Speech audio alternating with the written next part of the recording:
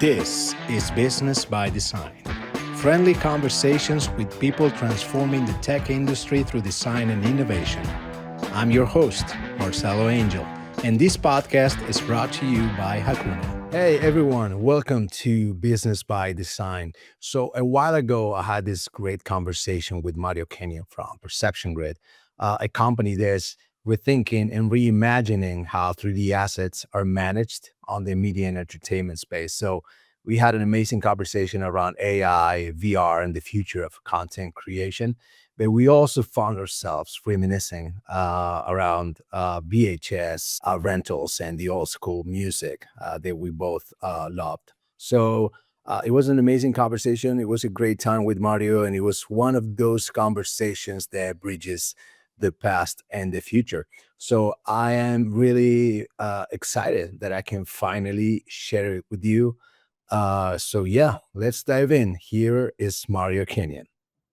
The crazy times. I was going from 8th grade to high school in 2000. So I was part of that generation that still was using Yahoo Maps to find where I'm going. I was in high school and I had the Snake on my phone and the Nokia brick phone. I had a pager that my dad gave me one Yeah. time that I thought was so cool. Only used it probably once. And of course, it was only my parents that called me and said, "Hey, when are you coming home?" Uh, but it's fun being the generation where you remember before tech was everywhere, and then now it's just everything. Do you feel like I don't know, I think about it all the time with with my wife. I mean, we're the same age and we remembered everything from those days in terms of music, content, movies, whatever. Are you the one of those that think that back then things were some of these things were better, or are you embrace the change? Because I do think like music, for example, or some other things, or the way that we lived, the way that we experienced life in general. I don't know, man. I think it was a little bit better. I don't know. Uh, yeah, no, I think it was better, and the '90s, man, for me, grunge, Nirvana, hip hop, Tupac, the like that stuff was like it's still that's my favorite era. Yeah. And people say that's because that's when you grew up. But I honestly think like, no, man, I think the '90s were just that was that was so fun and exciting. And I think about like watching like VHS and like listening to CDs. And I'm like, I think I enjoyed that experience more than I do now, even though I have access to everything. Selecting a movie, going to a movie store, selecting a CD, uh, aside from running with, like, a Walkman and the CD and it skipped every time. I don't know if you ever did that. Probably happened for, like, a year or 2 before people were like, "Yo, you can't run with a CD player, 'cause it doesn't work." Aside from that, though, I really do miss the physical content, and I think we'll probably, like, talk about this in this podcast, but there's now you don't have, like, a difference between tech and media and design. It's all the same thing, right? Back in the day it used to be, here's a single movie on a single tape, you put it into this player and you watch it on your TV, and you got to watch the whole thing. Yeah. Like you're not turning it off, you're not pausing it and going to something else, you're watching that whole thing and you're sitting through it. And now I'm like guilty of it where I put on something, give it like 5 minutes. I don't like this. I'm gonna go to the next thing. You don't like give it a chance. And our like attention spans are crazy. So thinking about the younger generation, they I don't know if they're ever gonna go back to where we were, right? Mhm. It's all like, oh, if I don't like this, I do something new. And Yeah. it should be interesting.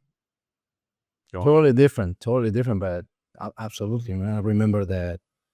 Uh, like you said, I mean, you would give time to actually consume and watch a movie, and sometimes it would be like an hour in and say, I don't know. And then something will come, you know what I mean? Like the movie will be fantastic, but you were patient. I mean, you had no choice. I mean, it's the one that you picked at the store. And then you ended up having a great experience. And absolutely, man. I see that with my kids today and being myself when I watch a movie. Exactly. And like, I don't know what to watch. 5 minutes. Ah, no, next, boom. And I don't know. I think that's good and bad and everything that we have and the way that we can. I mean, I embrace technology and it changes and everything, but I constantly think about the other side of things and you know? My first job, so I grew up in Oakland, California. My first job was at a movie store called Silver Screen Video. And what I remember is kind of like a hybrid of like Empire Records, Clerks, and what I actually went through. But I remember that putting on a movie, sitting behind the desk, watching it, and then talking to people to come in and talk about that movie, even if it was bad, that was just a fun experience. Like you went through the cycle of like, we're gonna watch this and talk about it, but it's a single thing. And even if you don't like it, you can talk about what you don't like about it. You can talk about what you would do differently, but you went through this thing and now it's so many different things that you're like, I'll watch something different. We don't have that Yeah. communal, nobody watches the same stuff. Nobody talks about the same stuff anymore. We all have different experiences. We all get information from different places. Mhm. And it's hard to like connect as much as we used to. And even if we disagreed, we're connecting. Now, if we Yeah. disagree, we don't connect. And Yeah. that's, yeah. And what do you think? Hey, I'm gonna include all this on the podcast just to let you know. It's fascinating, but I find a way to do it. But how would you? I'm thinking like, how would you bring all that back? Maybe with technology. I don't know. I constantly think about that. How can we bring all the experiences that we had in a different way, of course? But I don't know if you ever thought about that or if you're constantly thinking about, hey, I, man, I miss that. How can I emulate that with the things and the tools and everything that we have today? I don't know if it's possible or not, or it depends yeah, on like, I don't know if it's possible because I was just thinking about, you know, eventually like Gen AI will be able to recreate the visual VHS vibe, yeah, right? Like right now, oh, that's AI. That's not real, right? And it looks clear, it looks great, but you're like, that's ridiculous. Eventually, it probably could get to a point where, oh, that looks like a 1994 home recording on a VHS tape. Like it should be able to get to that point, but it won't really be on a VHS tape, right? It will be just yeah, on your computer. So I think going back to the physical, like bringing that back, understanding like, no, this is an actual VHS tape from the 90s, from the 80s. This is an actual CD. Like records with music, that still exists, right? yeah, You still have that with, film. I think that might come back. And I think people might want to go back to saying, oh, that's real. And I know that's real. That's an actual tape. And I like the graininess and I like the everything about that because I think we're going to get to a point where with AI, you're just like, oh, yeah, this is beautiful and pretty, but I don't feel a connection to it. hmm, No, a human didn't do this, right? And then you look absolutely. back and like, so maybe people start making, VHS again, and we get back to that. And that's like the cool thing to do once this short form and then younger generation who can't watch a movie over like an hour, um, their kids might be like, my parents were idiots, they're dumb. Let's go back to what my grandparents, my great grandparents wanted. And that's what was really awesome. There's Yeah. this awesome book called Thinking About the Present as If It Were the Past by Chuck Klosterman. Mm. where he talks about what we like right now is great, and what we think generations and years and years and years will think about our time, it's not going to be the same, because you look back on like artists and kind of people that you look at as pioneers in the space.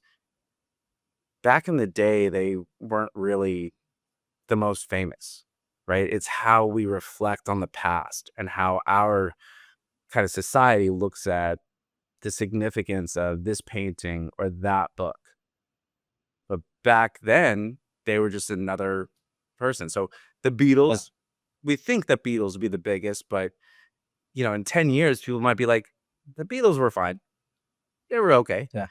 And you look at the 90s now and it's already starting to happen. I mean, Yeah. look at like the resurgence of like Creed. I don't know if you're like Creed is like now coming back to be huge Yeah. and everybody loves Creed. I'm like, this is insane.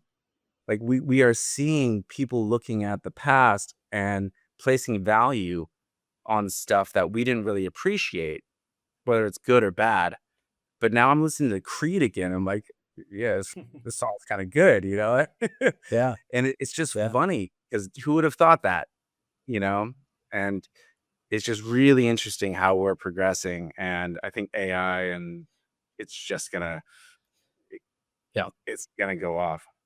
I think around music, I mean, we've been talking a lot with friends about it, and you mentioned this thing about Creed, and there's a lot of, I don't know, I've seen in the last couple years a lot of bands and artists that are coming back from the '90s, like, and you see them again. You see that they're still got it. Of course, they're older, but and you want to live that experience again, and you see, and maybe I don't know, maybe that's a good contrast also, right? Like to see against all the machines and all the technology, because we were talking about it and thinking, okay, there's gonna be there is AI that can actually produce a song and with Michael Jackson's voice or whatever.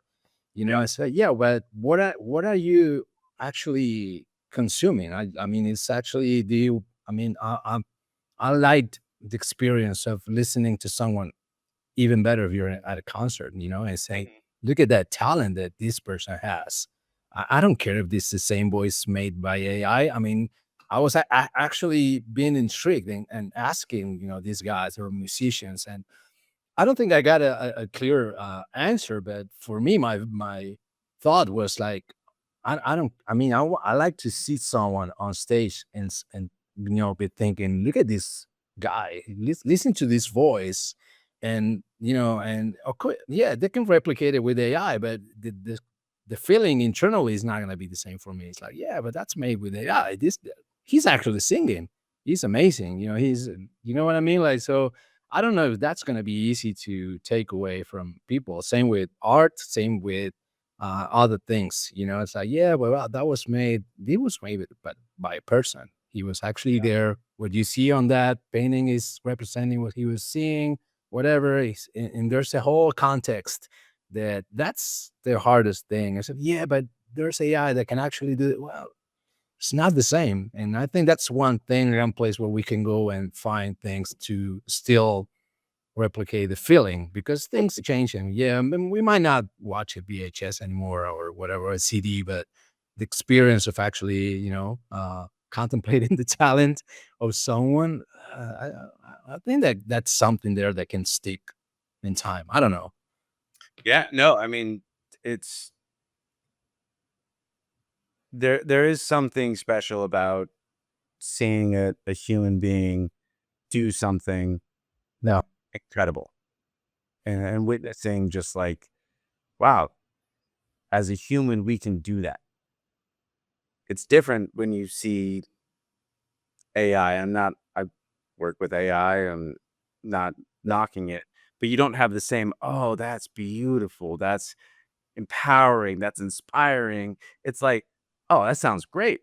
Cool. Yeah. It's a different feeling when you're there. And that's like the physical tape, the CD, the record. Um,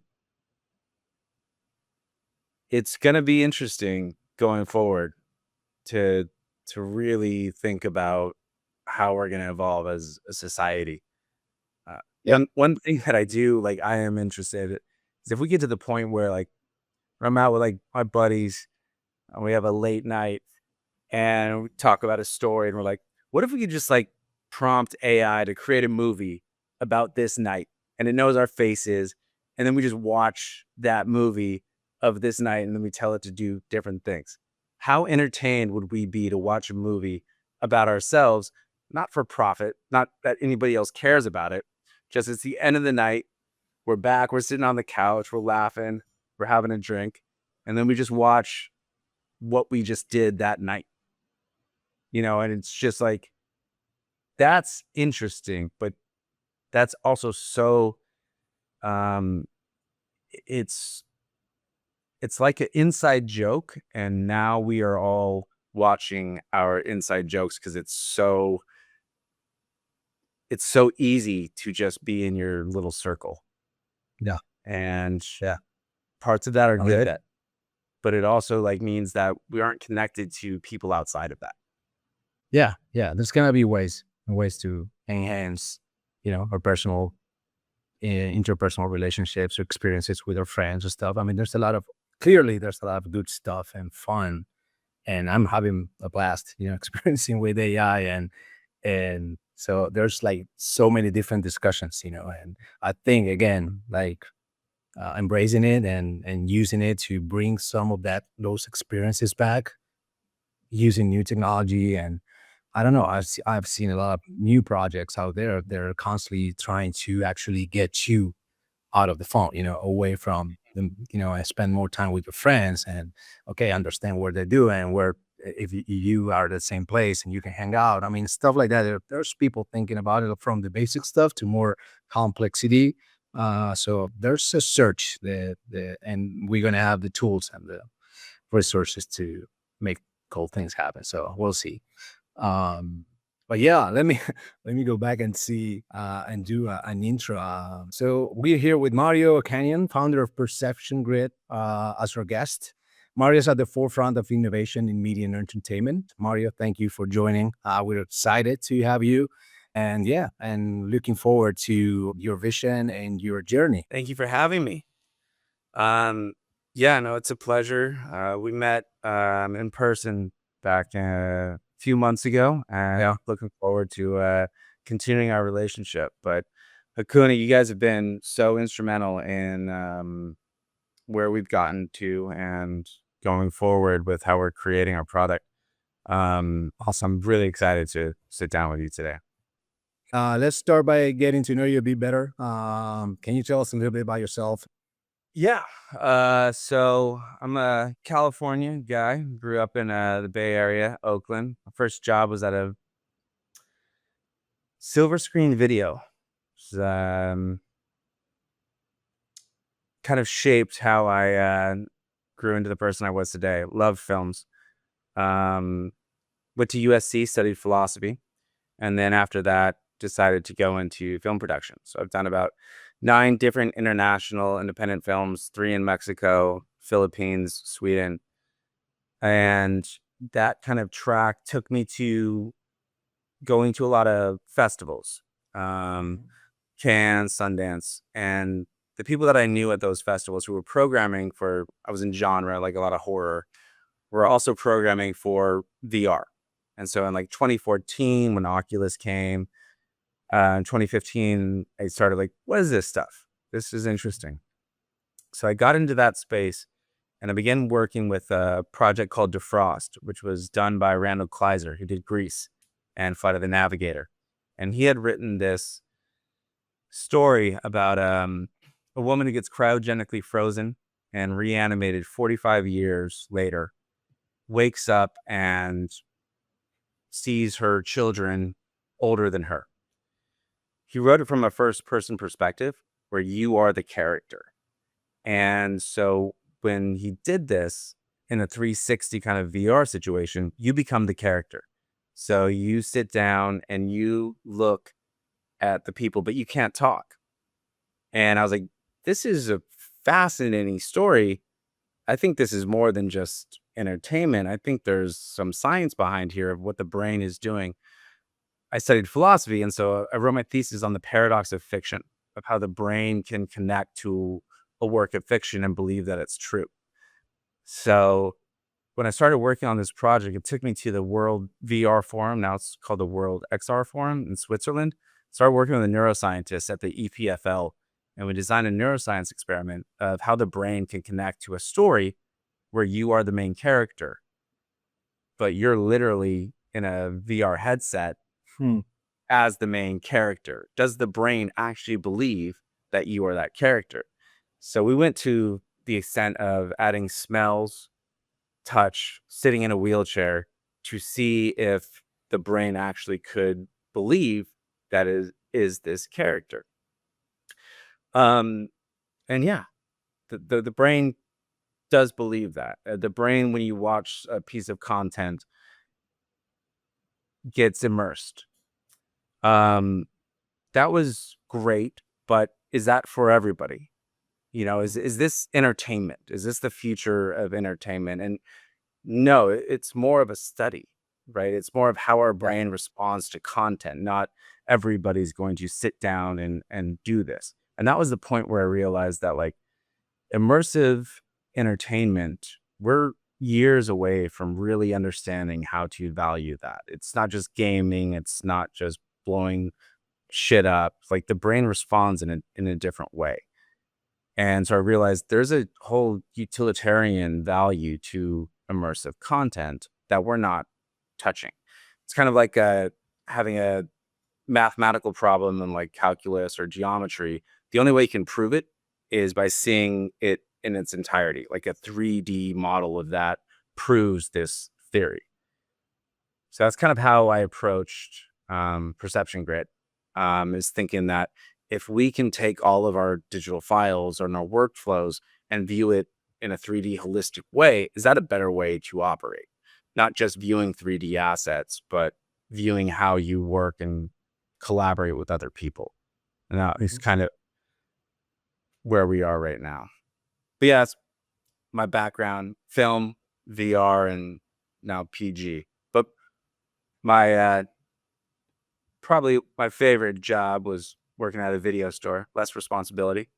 Just just recommending movies to people that come in. That's awesome. That's awesome, man. Great, great story. Interesting. I wasn't expecting that in terms of all the experience about the studies of the mind. I guess I read a lot about it, and it's crazy. And I try to.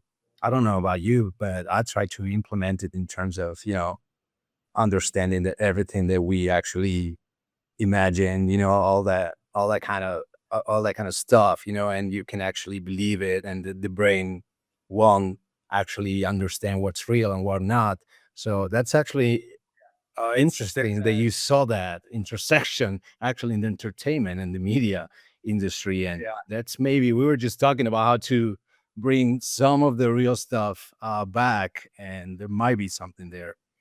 there's so many kind of studies that people have done working in that space that are just absolutely mind blowing.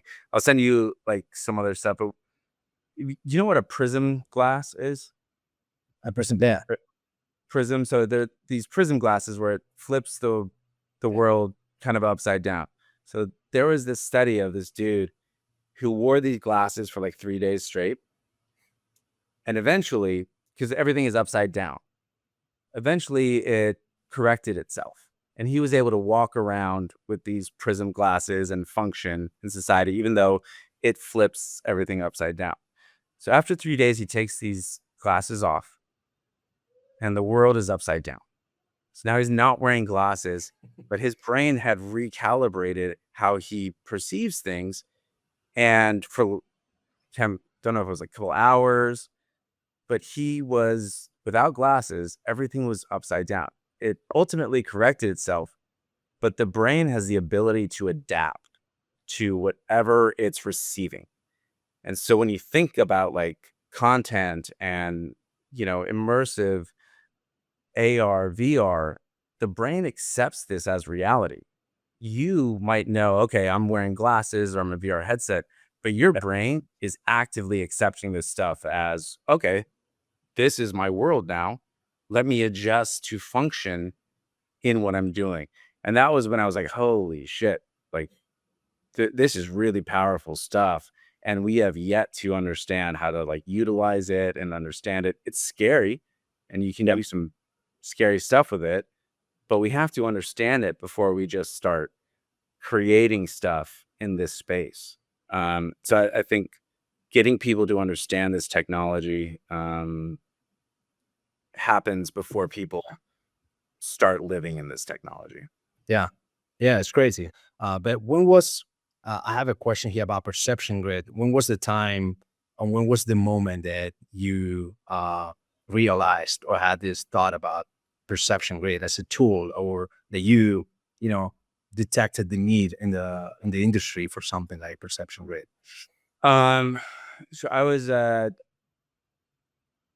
teaching a course at UCLA Mhm. on immersive media in 2020, and then the pandemic hit, and everyone went to Zoom, all the courses, and I couldn't teach the course over Zoom, even though I'm teaching a course on Yeah. future technologies and immersive media, because nobody else had a headset. So when we were there in a classroom, I brought all my headsets, the VR, AR, and everything, but students didn't have this. So I couldn't do this over Zoom. And I was like, oh man, we don't really, we're not really prepared for this quite yet. We don't have the ability to harness this technology and understand it. If this is future technology, but I can't teach this over a computer Yeah. because nobody has access to it.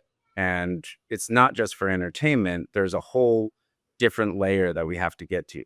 So that is kind of what spawned, oh, we need to create a system that understands future technology, that understands how to manage 3D assets, but also 2D assets, digital twins, but also legal documents that are PDFs. How do we connect all of these things? Because right now we're have a very siloed ecosystem where if you want to engage with this, you go over here. If you want to understand that, you go over there.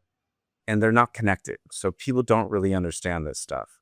And I wanted to build a system that allowed people to understand how these different assets, different systems, applications work together. And that's kind of where Perception Grid spawned, is connecting this, getting rid of Mhm.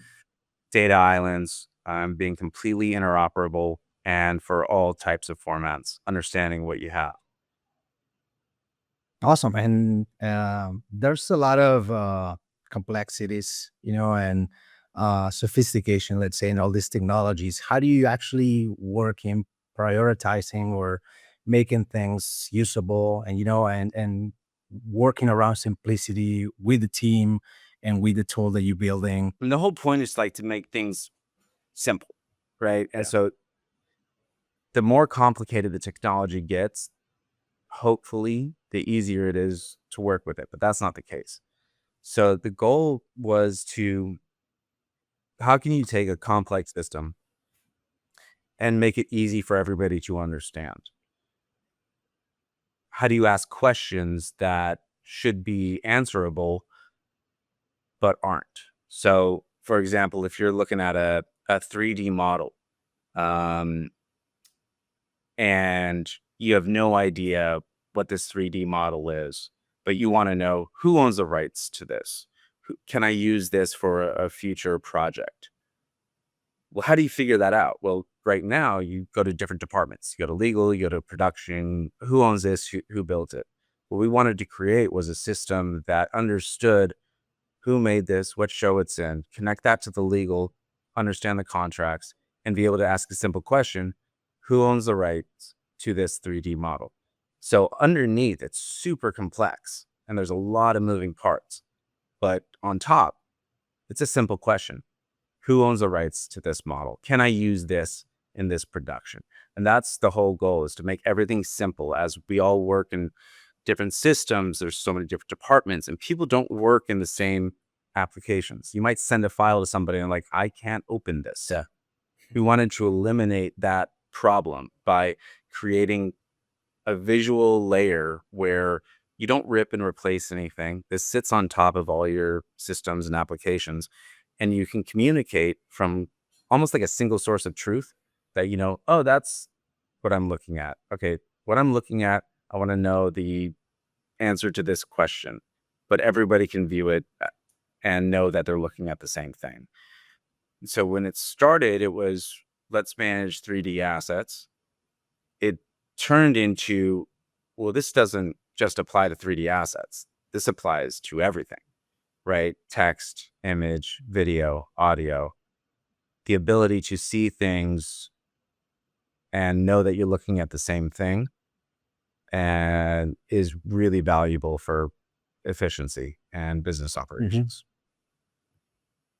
Absolutely, yes, and obviously, and I think we've had several discussions, and I can really tell you're pretty innovative, and you have this mindset, and constantly looking at new technologies, and new things to explore. How do you translate that to your team? How do you actually approach, an innovative environment inside the company, inside your teams, inside the processes, to make all these things happen?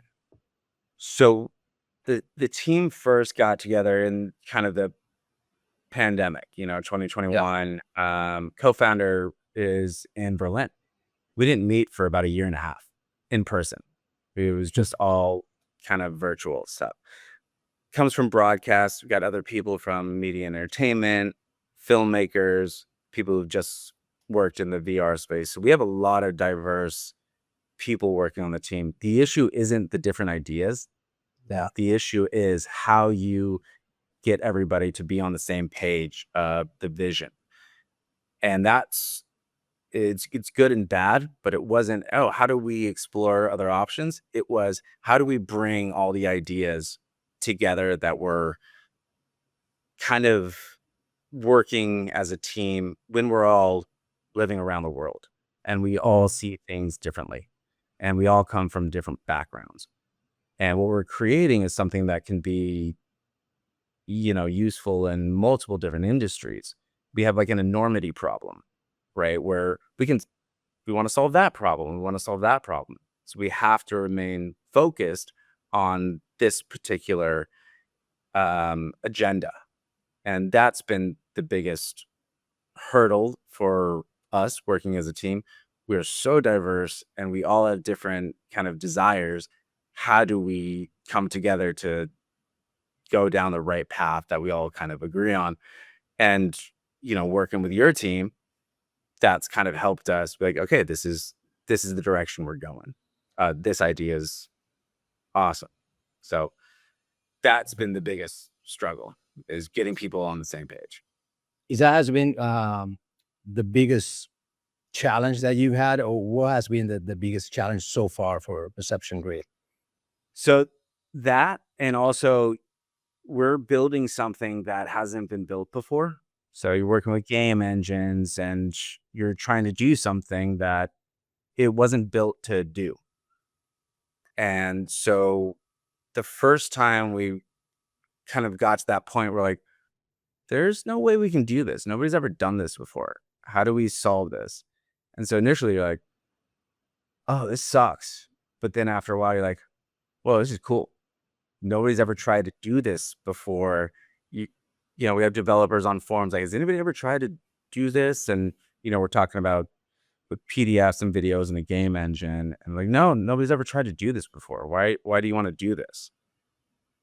And so that becomes an exciting, like, okay, we're pushing the bound. What else can we do that nobody's tried, but also keeping it purposeful, right? Let's not just, poke the bear. Let's not push boundaries just to push boundaries. We don't want to jump the shark. We just want to do things that people haven't done before uh, to make managing all of your stuff easier. And it's a simple problem we're trying to solve, which is like, I want to find my shit. I want to find my stuff. It's all over the place. I don't know what's there. You have so much content out there that's on drives and storage systems that's people aren't really ever going to look at ever again. Mhm.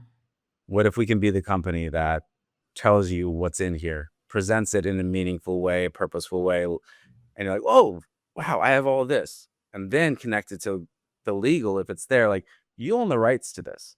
You can use this for that. You have all of this content and it's unused. And we're approaching, I think, a moment in time where the younger generation doesn't care about the old stuff, but there's still generations that are around right now that still do care about that. And so it could be interesting to see what we can bring back before this next phase happens, where it's all short form.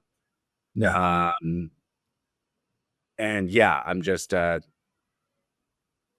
yeah, the digital dust, as I like to describe it, of all your stuff on drives and storage systems that nobody's looking at anymore. That stuff's still valuable. That stuff's still cool. So that's one of the things that we set out to try and achieve, and that turned into kind of perception grid. We do a lot more, but that was one of the original goals is Mhm. what's on this drive. I don't want to go through it and look at every single file. Well, I'll tell you, I'll present it to you in a way that you want to know. Show me all the files with a red car. Show me all the stuff from 94 that had a villain in it. Stuff like that. That's awesome. Yeah, it's interesting and it's exciting. What's the impact so far in your clients? I mean, what's the reaction and what's the overall feedback that you get from this tool? Um, so as we're building this and beginning of the next year, we hope to have everything kind of integrated. But when we started as like, we can clean this up for a large business or an enterprise, people were like, I want this on my computer. I want to know where my files are on my computer. Yeah. And I immediately, because I'm working with this and I have it on my computer, I started putting all my stuff in the system. It's easier to find this way than my computer. And so, like, a prosumer model or for individuals is something we're looking at, kind of in the next couple of years. Um, but that was when it was like, oh, as an individual, you also have stuff everywhere and you know where it is and you would like to kind of find it and understand it. It's not just for large corporations or businesses and studios. An individual has so much content that they've worked with and they don't have a great way to organize it. Mhm. When I when we first started this, and this is back in 2020, this is one of like the challenges was I'm a pretty organized person. Um, in my place, I know where like my scissors are. I know where the shirt that I wore 3 years ago that I haven't worn in 3 years. I know what drawer that's in. Physically, I know where that all is in my spot. I know where all this stuff is. On my computer, I don't know where anything is. So what if you could apply that same physical geospatial logic to your digital files? So I was thinking, okay, put on a headset and go into your hard drive and see where everything is. That didn't really pan out, not just because nobody really uses a headset right now, but it's a fun like game or experiment, but it's not really how we can manage digital Yeah. files correctly. But it is very interesting to think about physically. I know where everything is in a physical way. Digitally, it's just files and containers and it's all in there. So we want to create a better system than that. Um, Sorry, I forgot the original question. I went off on No, I was that. I asked what the impact on your clients or your people that are Oh, partners and people that you already working with. What's the reaction, the feedback that you're getting from the feedback has been not just for their business or industry, they want it, but on a personal level, just for their yeah. personal content, this would be valuable. So we're looking into that as well. Awesome, awesome. And I guess the final idea for something like this would be to just uh ask through voice or chat, say, where's this thing? Yeah. And just show it to me, right? Like, how are you guys embracing AI, and what are your thoughts in terms of all the Yeah. things that can be done around this right now with AI? In that respect, we believe that, integrating AI as a tool to do kind of like the research that a human doesn't want to do. The ability to find everything, present it to you so you can ask a question through voice. One of the kind of inspirations was a Minority Report, Yeah. the UI UX of expanding a video, rewinding it, Iron Man, moving things. So the haptics, the voice control, that's something that how we've constructed this will happen in the future. What we've learned is to start, you have to still have a connection to how people currently operate, right? So the way that they currently find stuff, the way that they send stuff, you have to have a link to that, or people don't really know how to work with it. This is something that Kuna, you guys have been so instrumental in like informing. When people first took a look at it, they thought it was a video game. And they're like, oh, what do I do with this character? No, that's not a character. Those are your files. Right. And so you have to kind of bring people along into the future. You can't just create something that's so, even if we're going to get there, you can't just go there immediately. You have to take it step by step by step to bring people along. I think that was the original kind of like, not the original, but one of the issues with VR back in like 2015, 2016 is that people created something that was so far removed from how people understand a movie, a show, an experience that it was too much for them to really like embrace. And so it has to be a process bringing people into this new innovative technologies. You can't just go to where we're going to be. You have to bring people into it through steps. Yeah. Yeah. And going back to the empathy that you mentioned, and I'm thinking about all this feedback and this process that you go through exploring all these things with your clients. I mean, is there a formal process that you have in terms of how to constantly validate what you guys build, what you guys think is going to be the best solution? How do you validate that with people, with the clients, with users? Is there a formal process that you would like to share? Yeah, so it's constantly talking to them. It's presenting new ideas, but then also listening to well, what we're allowed, not allowed, but what we can do is listen to an idea or a desire from a customer and implement that. And how we implement that is kind of unknown, but a space, for example, is something that we've designed together, and that came from a customer that wanted to have a meeting, a single meeting, live and exist in forever, and you could always go back to that meeting. Well, what does that mean? Is it the meeting notes?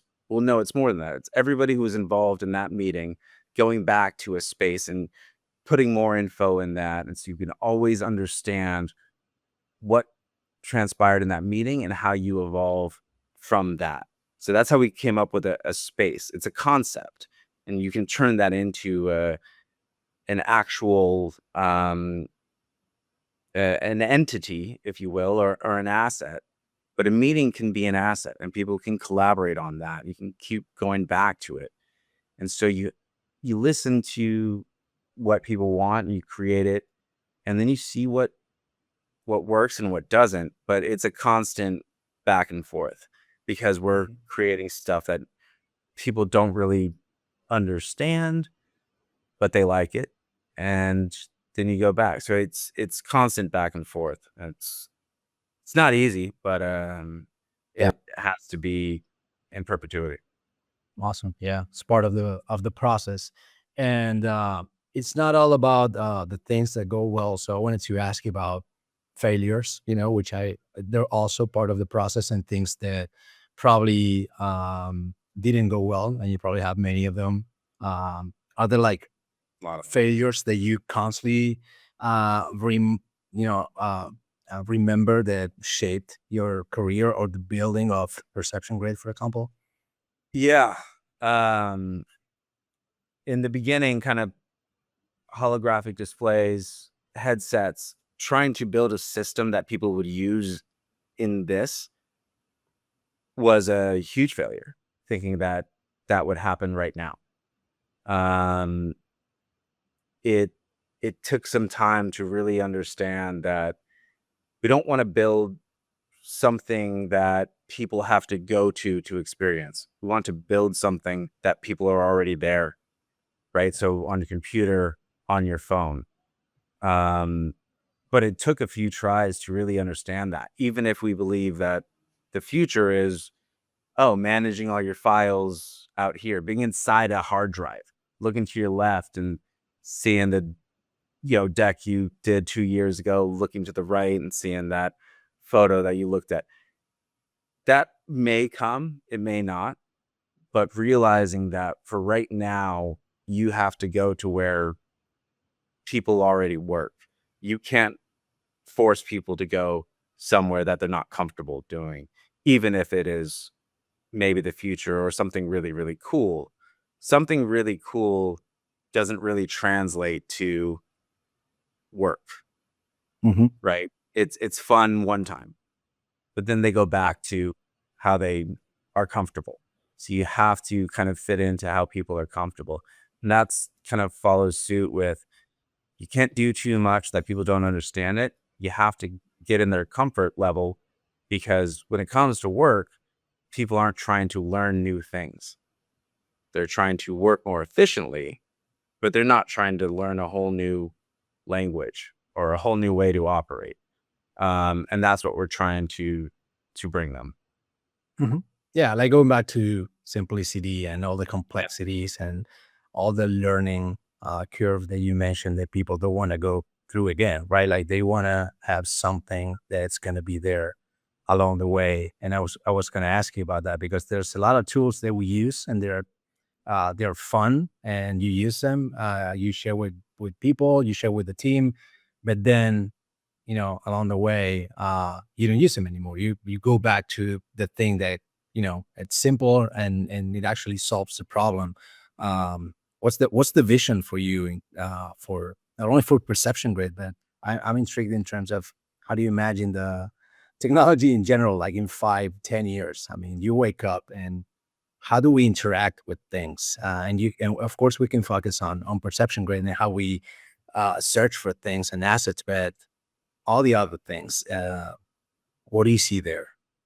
So there are so many different systems, applications, storage spaces, how everybody works. That's not going to change. Mhm. We're not going to create some new revolution where, oh, this is the norm and Yeah. everybody now does this. So understanding that, we didn't want to build something that kind of like, oh, hey, everybody just come work with us. So we work with all systems. We're truly interoperable. We connect to everything. We don't want to replace anything. We want to work with what you have, but we want to be that connector between these Yeah. systems, between these departments. So you don't have to completely log out and then log into something else. You can maintain this consistency and understanding. And I believe that going forward, that's going to happen. You're more than just PG and kind of all facets. You're going to need this connector, like a portal to maintain where I was yesterday, where I am today, what I was working with on my phone, on my computer. It doesn't all have to be the same system, but you just need a way to kind of be persistent in all of that, because we don't want a monopoly of how we work and how we engage with technology. And there's great stuff being created all over the world. It's not all going to fit into one kind of single system. We Yeah. want to be that kind of connector, that portal to everything. Mhm. And related to this, how do you foresee the relationship between creators, audiences, and technology evolving?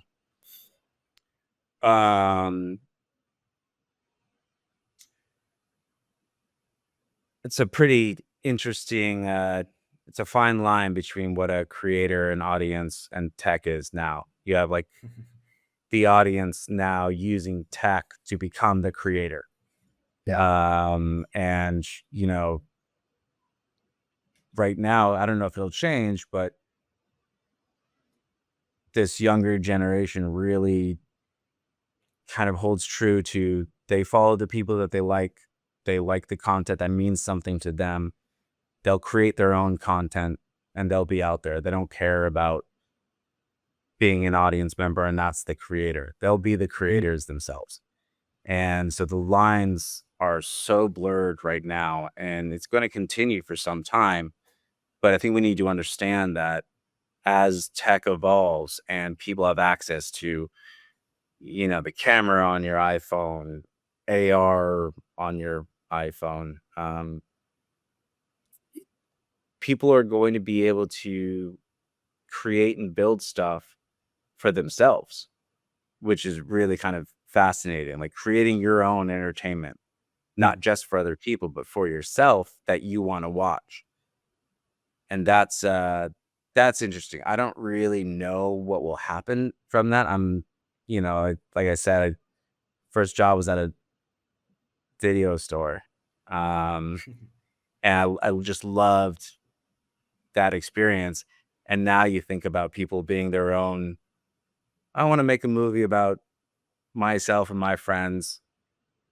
You create it and you watch a 30-minute video about that AI created. How long that will last for, I don't know, but I think that's something that could be coming Yeah. is people creating their own movies for themselves. Absolutely. Yeah. And let's wrap up with a rapid fire round to get to know you a little bit better with some random questions. I hope that's fine. Okay. Sure. Um, Favorite app or digital tool that you cannot live without? I'll go with not my favorite app, but what I'm really want somebody to create. There's a O search, which is tracking sharks and turtles, and they're kind of like Okay. creating profiles for these animals that you can follow all around the ocean, kind of like a animal influencer. And I'd rather like follow these animals and track them in the ocean than influencers and Oh, celebrities on social media apps. So I'm looking forward to nice. seeing more of that because right now it's a lot on the East Coast, and I want to track some sharks over here on the West Coast of the U.S. That's awesome. I think Feli, my business partner, on our last trip to San Francisco, he bought a necklace that tracks. Is that Yeah, related to that? Awesome. yeah. There's some man. I didn't know Like that. it's He don't go to the app on. yeah of tracking it, and it's I just want it to like get bigger because I think it would be Yeah, absolutely awesome to be able to do this and yeah, stop doom scrolling yeah. through That's a social media. fun, absolutely fun, good, and interesting usage of technology. Yeah. Absolutely, I love it. The most exciting innovation that you've seen recently. Unfortunately, it's got to be AI. I just think that, it's and not Gen AI to say, I think that still needs some work, but I think AI to do the busy work that humans shouldn't be doing anymore that allow Yeah. humans to be more creative. I don't like AI being creative right now, but I do like AI for doing the research, doing the stuff that humans don't need to be doing anymore. That allows humans to be more creative. And so, Hmm. uh, uh, you know, it's a polarizing thing, but I do Yeah. think that it can do some real good if we use it the right way. What do you think of all these apps like Runway and all this text to video and all these AI tools to make movies? Have you Yeah, explored them? I Do you don't like think it's them? gonna last. I don't think it's gonna last very long. I think they'll become background as they should. I think it can save a lot of time and money, but I don't think it should be the what's creating. I do think it's interesting to have an individual be able to create a movie about themselves or for their friends, Yeah. but that's not for kind of profit, right? That's a fun, like, Friday night game, not how the industry goes, you know? Yeah. What's the last movie or show that truly blew your mind? Hmm. Uh, I'm a horror guy, so I'm just go with The Substance. I loved. Okay. I don't know if you've Okay. seen that one. That one's Nope. My wife mentioned that the other day. Hey, we should watch that. Somebody recommended it. So I don't know. yeah, The You Substance think I is should? it's pretty Okay. fun, and Okay. it's out there. If you like body horror, if anybody listening doesn't like body horror, don't watch the end of that movie. Okay. If you could collaborate with any company or creator in the world, who would it be? Um, I'd love to see what Quentin Tarantino does with a VR system, what Okay. he could create in that. Um, yeah, I know that's not super exciting, but I think that Could it be. would, but it could be, but I think he'd have a lot of fun exploring the tools and what you can do and how you can mess with the mind. Awesome. And the last one is, what's one gadget or piece of tech that you cannot live without? Uh, I don't like sleep a lot, so I got an Aura ring, which Okay. tells me how many times I wake up at night, and that's just fascinating to wake up to every morning. So, not to this is not an ad for Aura ring, but it really it's very interesting to monitor your vitals and how you sleep, and yeah, Awesome. Awesome. Man, Mario, it's been amazing to hear about your journey. Thank you so much for being part of this, and your work that you do in a perception grade is just fantastic. Really happy to be working together on it. And yeah, and before we close, so what's next for perception grade? Is there anything specific that you like to share that for the upcoming year?